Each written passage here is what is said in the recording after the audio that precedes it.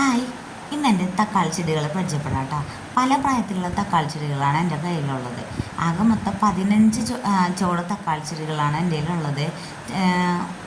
ഒരു തക്കാളി ചെടിയിൽ പൂവേ ആയിട്ടില്ല കേട്ടോ. പൂവാവുന്നത് ചെറുത്.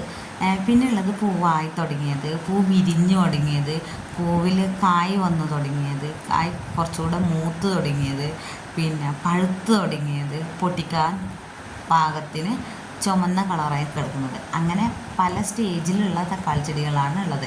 15 എണ്ണം ഉള്ളതിൽ രണ്ടെണ്ണം വീതമായിരിക്കും ഒരേ പ്രായത്തിലുണ്ടാവുക. പൂ വിരിയാത്തത് 2 മൊട്ടാവാത്തത് 2 പഴുത്ത് കിടക്കുന്നത് 2 അങ്ങനെയാണ് ഉള്ളത്.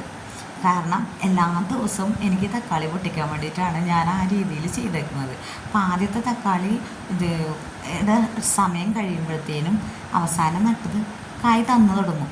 അങ്ങനെ ആ ഒരു രീതിയിലാണ് ഞാൻ തക്കാളി ചെടികളെ പ്ലാൻ ചെയ്ത് നട്ടിരിക്കുന്നത്.